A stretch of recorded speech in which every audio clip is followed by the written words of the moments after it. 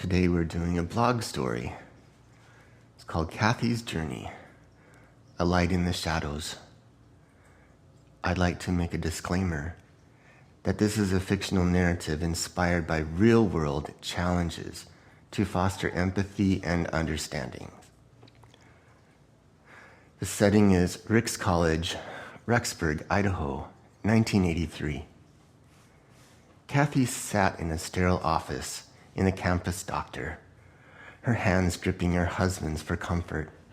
Married for a year and glowing with optimism of young love, they had eagerly begun planning for a family, but today their hopes met with an unexpected detour. The doctor cleared his throat, hesitating. "Kathy, your tests indicate a rare genetic condition called Androgen Insensitivity Syndrome. You were born with an XY chromosomes, typically associated with males, but your body developed as a female due to resistance to male hormones." Her head spun. Terms like chromosomes, genetic, floated the air like foreign invaders, each one threatening her tightly knit understanding of self. In her conservative LDS community, gender roles were sacred. Women nurtured, men provided. Kathy had always embraced these expectations, faithful and devout. She longed to raise a family that would carry her legacy into eternity. She also served as a second counselor for Relief Society, coordinating compassionate service, lessons, and community support. She loved her calling. It offered her a sense of belonging and a chance to lift others. Yet, as word of her diagnosis spread, the community's once warm gaze grew uneasy. Bishop's response. Her husband suggested they consult their bishop, a man they trusted deeply. At first, he tried to reassure them. "Your marriage is sacred, sealed in the temple, ordained by God. Let us pray for understanding." But as weeks wore on, his guidance became hesitant, almost cold. Perhaps he finally concluded one Sunday, "Your marriage is not valid in the eyes of God. You may need to consider an annulment." Kathy felt the air leave her lungs. The man who had blessed their union now questioned its very sanctity. Gossip in the ward followed. Once warm smiles turned into whispers behind cupped hands. Invitations to events and dinners fizzled. Then came the quiet release from one of her ward callings. As second counselor, the bishop and Relief Society president tried to frame it as a routine change in leadership, an effort to handle things gracefully. Though no harsh words were spoken, Kathy recognized the subtext. Her presence unsettled them. Family ties, redefining family. In the aftermath of her diagnosis, Kathy braced herself for more rejection. And it was true. Some relatives turned away, confused or scared what they didn't understand. Whispers within her extended family stung every bit as sharply as the ward gossip. Yet, to her surprise and relief, not everyone left her side. A few uncles and a beloved cousin who had always seen Kathy's warmth and strength offered unyielding support.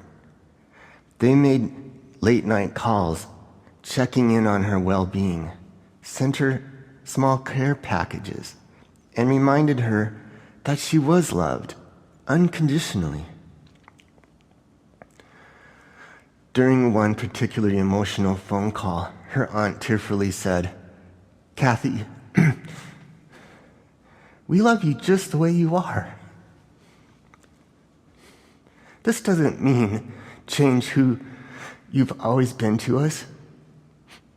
In that moment, Kathy realized that family transcends blood or formal ties. She began to see that genuine acceptance and love could come from unexpected places. A close friend, a supportive colleague, or even a neighbor who offered a listening ear. Though some relationships fractured, others deepened, Kathy discovered a richer definition of family, one that built on mutual respect, shared values, and open hearts. Little by little, she found comfort in new connections that buoyed her through the storm. Kathy's resilience. Hurt by her ward's reaction in facing crumbling marriage, Kathy made a pivotal choice. She packed her bags and enrolled in medical school. If her body was a mystery, she would master the science behind it. After years of studying anatomy, genetics, and endocrinology brought not only academic prowess, but her personal healing, Kathy realized that she was far from alone. Countless others navigating the intersection of identity, biology, and social expectation. By the time she graduated, Kathy was committed to help those marginalized for being different. She resolved to ensure that no one would face the kind of silence or exclusion that had nearly broken her spirit. New horizons in Seattle. After completing a residency, Kathy moved to Seattle. The city's progressive medical landscape offered opportunities in the transgender medicine and gender-affirming research, fields where she could combine her personal experiences with her growing expertise. She joined a research team devoted to understanding the physiological and psychological impacts of hormone therapy. Beyond the lab, Kathy offered free monthly consultations for individuals struggling to find doctors who respected their identities. Her advocacy expanded as she testified before policymakers, championed reforms for better access to gender-affirming care. In Seattle, the acceptance she once longed for became a reality. Activists, colleagues, and patients embraced her wholeheartedly and supported her passion for understanding and compassion. And still, those few relatives who remained by her side from the beginning to be a cornerstone of moral support, often traveling to visit her and celebrate her accomplishments. Themes to reflect on. Kathy's story challenges rigid gender norms and institutional biases. It invites us to see how exclusion can fracture faith, community, and self-worth, while resilience and dedicated learning can be pathways to healing. By contrasting her conservative upbringing with her embrace of scientific research and advocacy, readers were prompted to re-examine assumptions about identity, biology, and belonging.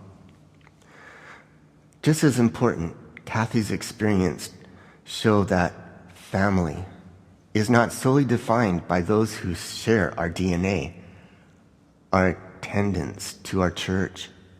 Real family, whether by blood, friendship, or chosen community, nurtures growth and stands firm in times of adversity. Final thoughts. In a world that often struggles with complexity, Kathy's journey reminds us that our differences are not flaws, but vibrant threads in the tapestry of humanity. Her experience have kindled a mission that says empathy and open-minded inquiry are powerful antidotes to misunderstanding.